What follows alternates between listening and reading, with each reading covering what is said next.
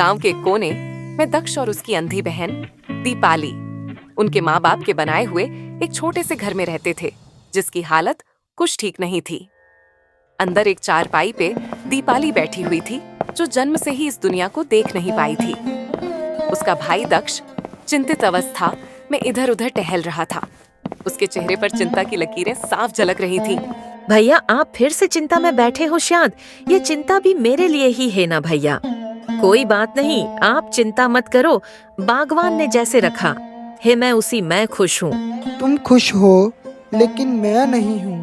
बहन, मैं तुझे इस अंधेरे से निकालना चाहता हूँ। तेरा भी तो हक है इस दुनिया को देखने का। देखने के लिए आंखों की जरूरत नहीं होती भाई। मैं सब महसूस कर सकती हूँ। तुम्हारी आवाज, गांव की हलचल, हवा की सरसराहट, यही मेरी दुनिया है। दीपाली की बात सुन के दक्ष थोड़ा भावुक हो गया। गांव में रहने वाले गरीब किसानों की तरह ही वे बाई संघर्ष कर रहे थे। उनकी लड़ाई अकेली गरीबी से नहीं, दीपाली के संघर्ष से भी थी। दक्ष और दीपाली के माता पिता बचपन में ही किसी बीमारी के कारण चल बसे थे। तब से दक्ष ही अपनी बहन का सहारा था। वह दूसरों के खेत में मजदूरी करता, कुछ पाई कमाता, 2 वक्त की रोटी के लिए ही काफी होता। गांव का हर कोई आदमी जानता था कि दक्ष और दीपाली मुश्किल जिंदगी जी रहे हैं, लेकिन कोई मदद के लिए आगे नहीं आता था। लोग हमदर्दी दिखाते, पर कोई सच में साथ नहीं देता। एक दिन गांव के वेद ने दक्ष से कहा था, अगर दीपाली की आंखों का इलाज सही समय पर हो जाए तो शायद वह देख सके। लेकिन इलाज के लिए बहुत पैसे चाहिए थे, जो दक्ष के पास नहीं थे। अफ, ये पैसा सब कुछ इसी से ही होता है। अगर यह नहीं होता तो गरीब के लिए तो कोई रास्ता ही नहीं बचता। दक्ष यह सोच ही रहा था कि तभी गांव का एक आदमी दक्ष और दीपाली का हालचाल पूछने के लिए उनके घर आया। उसने दक्ष को चिंतित अवस्था में देखकर पूछा, अरे दक्ष बेटा, क्या हुआ? तुम बहुत चिंतित लग रहे हो। अरे क्या बताऊं काका, जे रोज के पैसों की तंगी भी और मुझ पर बहन की जिम्मेदारी है। और तो और मुझे बहन का आंखों का इलाज भी करवाना है, ताकि मेरी बहन औरों की तरह दुनिया देख सके। बेटा, मैंने तुझे और तेरी बहन को बचपन से देखा है। तुम दोनों ने अपनी जिंदगी में बहुत संघर्ष झेला है। अगर मेरे बस में कुछ होता तो मैं भी तेरे लिए कुछ करता, लेकिन क्या करूं बेटा, मैं भी मजदूरी करने वाला आदमी हूँ। लेकिन हाँ, मैं तुम्हें एक सुझाव जरूर दे सकता हूँ। सुझाव? कैसा सुझाव काका? बेटा, मैं चाहता तो नहीं हूं कि तू कर्ज थले दब जाए, पर तेरी परिस्थितियों को देखकर यही लगता है कि तू हमारे गांव के राय साहब से अपनी बहन के इलाज के लिए उधार पैसे मांग ले। हाँ काका, आप तो सही कह रहे हैं। मैं भी यही सोच रहा था। लेकिन बेटा, तुम पर अच्छे से सोच लेना, राय साहिब आदमी कुछ ठीक इंसान नहीं है। मुझे पता है काका, लेकिन मेरे पास कोई और भी तो रास्ता नहीं है ना। आप चिंता मत करो, मैं उससे उधार लिया हुआ पैसा मेहनत मजदूरी करके जल्द ही चुका दूंगा। थोड़े समय बाद जब अंधेरा हो जाता है, तब दक्ष राय साहब की हवेली के लिए तैयार होता है। तभी दीपाली दक्ष से बोली, भैया, तुम कहीं पर जा रहे हो? हाँ बहन, मैं राय साहब की हवेली जा रहा हूँ, उनसे कुछ मदद मांगने के लिए। कैसी मदद, और क्यों जा रहे हो उनके पास? तुमको तो पता है ना, वो बड़े लोग हैं और वो किसी की भी इतनी आसानी से मदद नहीं करते। अरे हाँ बहन, मुझे सब पता है, तू चिंता मत कर, मैं सब संभाल लूंगा। तू बस घर के अंदर ही रहना। अब शाम का समय है, तू मेरे आने का इंतजार करना, ठीक है ना मेरी प्यारी बहन? अंदर ही रहना। ये बोलकर दक्ष घर से निकल जाता है। रात का समय था। दक्ष ने दीपाली को घर पर अकेले छोड़कर अकेला ही राय साहब की हवेली की और चल पड़ा। गांव की थोड़ी दूर बनी वह हवेली किसी किले से कम नहीं थी। बड़ी दीवारें और लोहे का दरवाजा, रंग बिरंगी खिड़कियां। दक्ष ने आवाज लगाई, राय साहब, कहाँ हो राय साहब? कुछ देर बाद उनका नौकर आया। उसने दक्ष को ऊपर से नीचे तक देखा और फिर कड़वे स्वर में बोला, अरे दक्ष, तुम इतनी रात को क्या चाहिए तुमको? अरे भाई, मुझे राय साहब से मिलना है। वाह, तुम बोले और मैं तुम्हें मिलने दूं? राय साहब गरीबों से मिलने को इतनी रात तक नहीं जागते। अभी तू जा यहाँ से, कल सुबह आना, अभी उनका आराम का समय है। दक्ष को लगा कि उसका आखिरी सहारा भी टूट गया। उसने एक बार फिर गिड़गिड़ा कर कहा, कृपया करके उनसे कह दो, ये जरूरी है। मेरी बहन की जिंदगी का सवाल है। मैं बहुत उम्मीद लगाकर यहाँ आया हूँ। नौकर ने उसकी आंखों में झांका, शायद उसकी सच्चाई को परख रहा था। फिर उसने घर के अंदर जाकर राय साहब को सूचना दी। कुछ ही देर में हवेली के भ्रमदेह से भारी आवाज गूंजी। कौन है? कौन इतनी रात को मिलने आया है?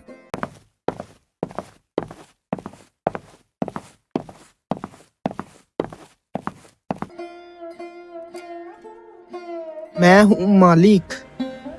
अच्छा, तू है? आखिर तू भी हमारा दर पर आ ही गया। चल ठीक है, अंदर आ। दानिश, इसे अंदर ले आ। दक्ष का दिल जोर से धड़कने लगा। उसने गहरी सांस ली और अंदर चला गया, जहां उसकी जिंदगी हमेशा के लिए बदलने वाली थी। राय साहब की हवेली में प्रवेश करते ही दक्ष की आंखों के सामने एक अलग ही दुनिया खुल गई। उसने कभी भी इतने बड़े घर में कदम नहीं रखा था। राय साहब उसकी तरफ देख रहे थे। तो दक्ष, इतनी रात को हमारे दर पर आने की क्या जरूरत पड़ गई तुझे? सरकार, मुझे कुछ पैसे चाहिए थे। मेरी बहन। हाँ, सब जानते हैं तेरी बहन अंधी है। तो अब क्या हुआ? दक्ष के होंठ कांपे, लेकिन उसने अपनी भावनाओं को रोक लिया। वैद्य जी ने कहा है, अगर मेरी बहन का इलाज सही समय पर हो जाए तो वह देख सकती है। मैं चाहता हूँ कि आप मुझे उधार पैसे दे दीजिए। कि हम तुझे बिना किसी गारंटी के पैसे दे दें? जी सरकार, मैं आपकी गुलामी करने को तैयार हूँ। मैं खेतों में मजदूरी करूँगा, चाहे कितने साल भी लग जाएं। कृपया करके मुझे मेरी बहन के इलाज के लिए पैसे दे दीजिए। राय साहब ने उसकी तरफ देखा और कुछ देर तक घूरते रहे, फिर मुस्कुराकर बोले, ठीक है, पैसे मिल जाएंगे, लेकिन एक शर्त है और तुझे वो माननी ही पड़ेगी। दक्ष का दिल जोर से धड़कने लगा और वो घबराई हुई आवाज में बोला, कैसी शर्त सरकार? राय साहब ने अपनी कुर्सी से उठकर कहा, हमारे पास खेतों के लिए एक आदमी की जरूरत है, लेकिन यह काम आसान नहीं। तुझे देखभाल के साथ खेतों में दिन रात काम भी करना होगा। और हाँ, जब तक हमारा कर्जा पूरा नहीं होगा तब तक तू इस गांव से बाहर नहीं जाएगा। दक्ष के मुंह से कोई शब्द नहीं निकला। उसने मानो खुद को एक जाल में बांध दिया था। अपनी बहन के लिए मैं मानता हूँ सरकार। अब जो कहोगे मैं वो करने को तैयार हूँ। बहुत बढ़िया, कल से ही काम पे लग जा। और हाँ, तुझे जो पैसे चाहिए वे अभी नहीं मिलेंगे। पहले तुझे हमारी वफादारी साबित करनी होगी और तब जाकर मैं तुझे पैसे दूंगा। दक्ष का मन थोड़ा भारी हो गया। उसने सोचा था कि आज ही उसकी बहन के इलाज के लिए पैसे मिल जाएंगे, लेकिन यहाँ से उसे सिर्फ वादा मिला। वो भारी कदमों से बाहर निकला। रात गहरी हो चुकी थी। दीपाली दरवाजे पर बैठी थी और अंधेरे में उसका इंतजार कर रही थी। भैया, तुम आ गए? कहाँ चले गए थे तुम? मैं कब से तुम्हारा इंतजार कर रही थी। दक्ष ने कोई जवाब नहीं दिया। वह अंदर चला गया और दुखी मन से चारपाई पर बैठ गया। दीपाली उसकी आहत देखकर समझ गई कि कुछ ठीक नहीं है। उसने धीरे से पूछा, भैया, तुम ऐसे चुपचाप क्यों हो? उदास हो क्या भैया? दक्ष बहुत उदास था। दीपाली की बात सुनकर उसने दुखी होकर उसकी तरफ देखा और साहस बड़ी आवाज में बोला, पगली, मैं उदास नहीं हूँ। तेरे होते हुए मैं उदास कैसे हो सकता हूँ? तू तो मेरा माँ की तरह ख्याल रखती है। मत छुपाओ भैया, राय साहब ने क्या कहा? मुझे पता है उस राय साहब ने तुमसे कुछ उलटे सीधे शब्द बोले होंगे और कोई ना कोई शर्त रखी होगी, है ना भैया? उन्होंने कहा कि पहले तुझे 1 साल मेरे खेत में काम करना पड़ेगा और उसके बाद तुझे पैसे मिलेंगे। क्या भैया, तुमने उनकी शर्त मान ली? और क्या, कोई चारा भी नहीं था। मैं तेरे लिए इतना भी नहीं कर सकता हूँ ना, नहीं तो मैं तेरा किस तरह का भाई हूँ। दक्ष की यह बात सुनकर दीपाली की आंखों से आंसू निकलने लगे और वह दुखी आवाज में बोली, तुमने मेरे लिए अपनी जिंदगी दांव पर लगा दी भैया। मेरी तकलीफ कम करने के लिए तुम खुद तकलीफ उठाओगे। मैं नहीं चाहती कि ऐसे हो। अगर आपको कुछ हो गया तो मैं कैसे जीऊंगी? यही कौन मेरी जिंदगी में तुम्हारे सिवा। दक्ष की आंखें भर आईं। उसने खुद को संभाला और बोला, मैं तुमको अंधेरे में नहीं रहने दूंगा मेरी बहन। चाहे जितनी मेहनत करनी पड़े मैं करूंगा। तुम्हारी आंखों का इलाज करवाना है। दीपाली चुप हो गई। उसे पता था दक्ष को रोकना अब नामुमकिन था। यह सब बात करने के बाद दक्ष खाना बनाने जाता है और कुछ समय बाद दक्ष और उसकी अंधी बहन ने खाना खाया और फिर दक्ष ने अपनी बहन को चारपाई पर सुलाकर वो जमीन पर ही चादर डालकर सो गया। अगली सुबह जब गांव के लोग अपने खेतों की ओर जा रहे थे, तब दक्ष भाई राय साहब के खेतों में हाजिरी देने पहुंचा। सूरज की फीकी किरण के साथ उसकी जिंदगी का सबसे कठिन अध्याय शुरू हो चुका था। वह राय साहब के खेतों में सबसे पहले पहुंच गया। उसके साथ काम करने वाले मजदूर उसको अजीब नजरों से देख रहे थे, जैसे वो नया शिकार हो जिसे अब सोसन की चक्की में पिसा जाना था। थोड़ा समय बाद राय साहब खेत में आए। उनकी नजरियां दक्ष पर पड़ी तो उन्होंने ठंडी हंसी हंसते कहा, तो दक्ष, कैसे लग रहा है हमारे खेतों में काम करके? पुराने मजदूरों से घुल मिल तो गए हो ना? दक्ष ने सिर झुका लिया। उसे पता था कि यहाँ जुबान चलाने से अच्छा था चुपचाप काम करना। सुना है तू बड़ा मेहनती है, लेकिन हमारे खेत में सिर्फ मेहनत नहीं, वफादारी भी चाहिए।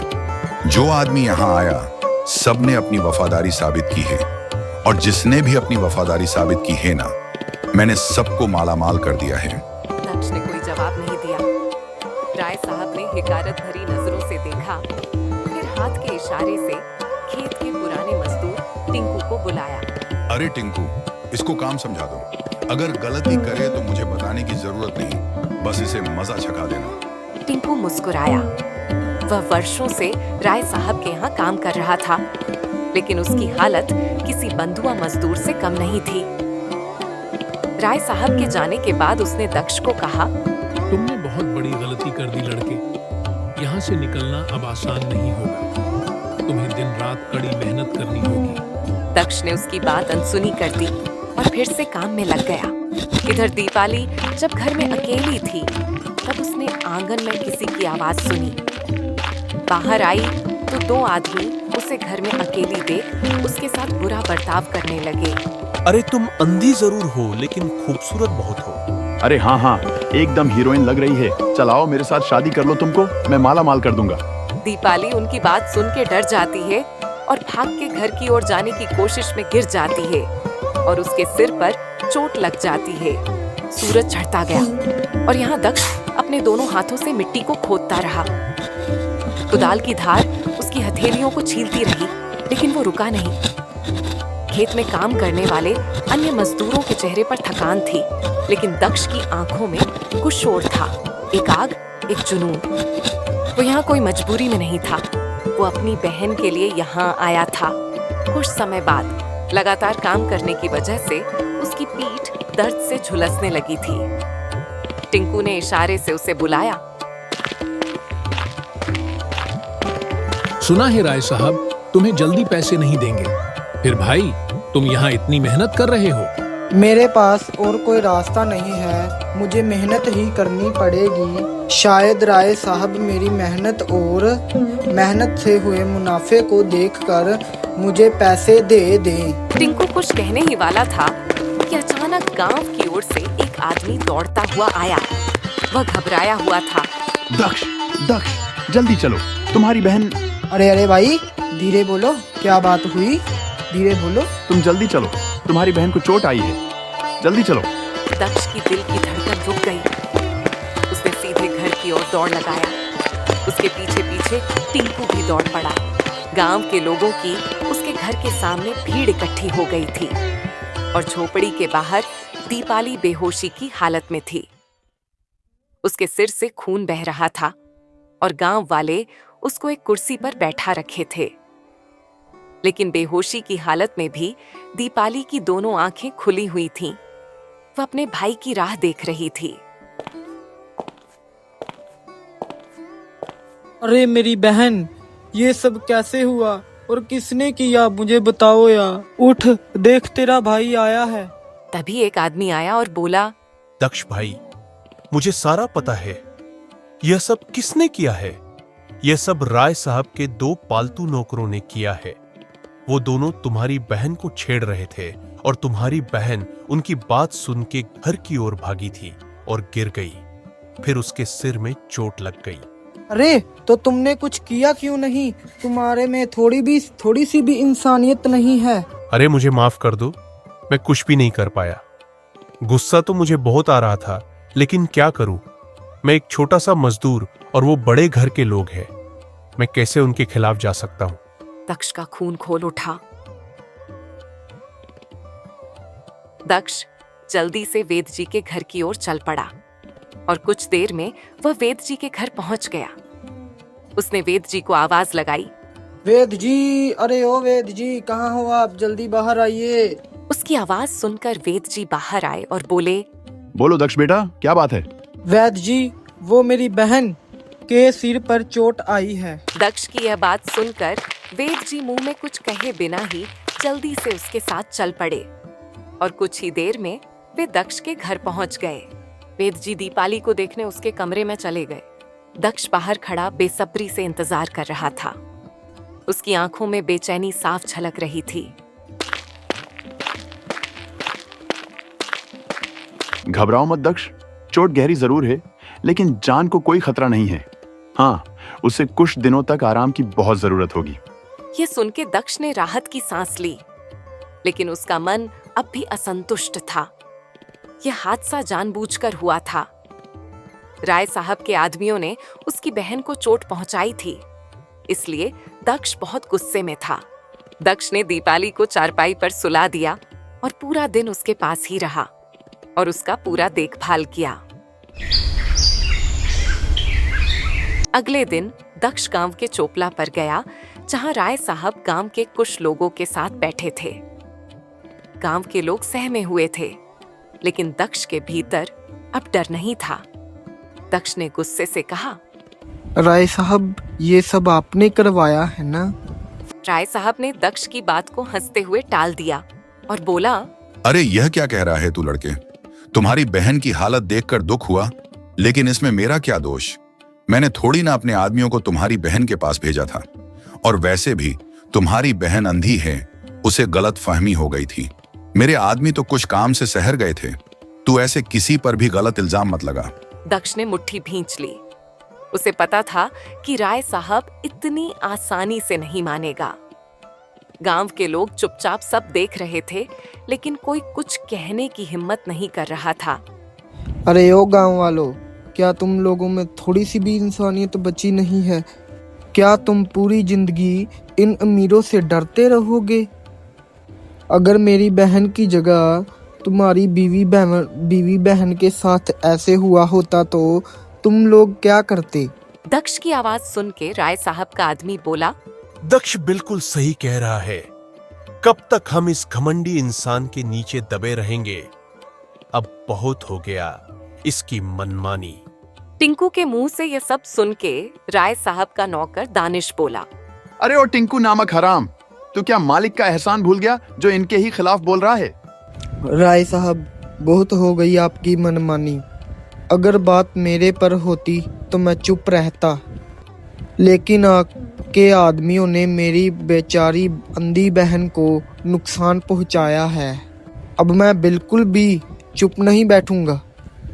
जल्दी से जल्दी आपके दोनों आदमी मेरे पास लाओ, छोड़ूंगा नहीं मैं उनको।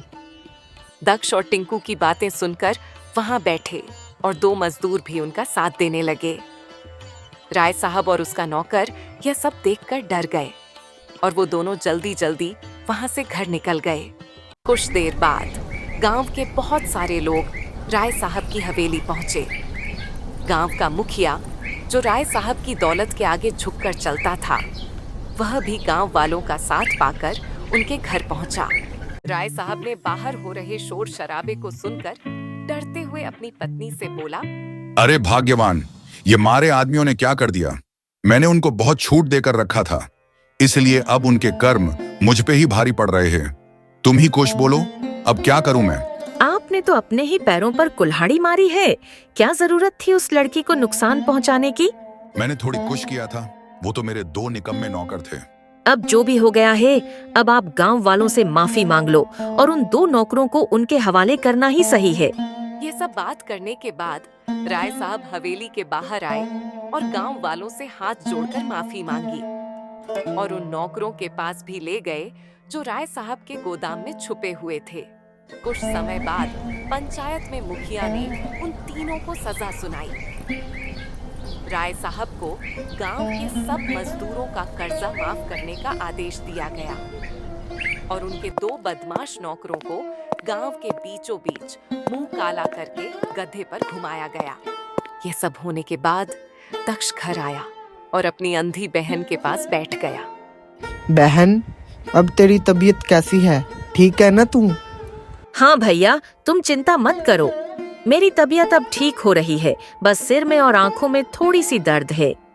बहन, मैंने और गांव वालों ने मिलकर तेरे गुनाहगारों को सही सजा दिलवाई। हाँ भैया, तुम इस दुनिया के सबसे अच्छे और साहसी भैया हो। अगर तुम नहीं होते तो मेरा क्या होता?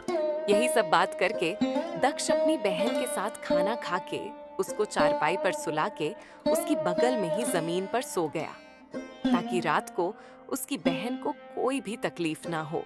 अगली सुबह दक्ष अपनी बहन से बोलता है, बहन, मैं थोड़ा काम करने बाहर जा रहा हूँ।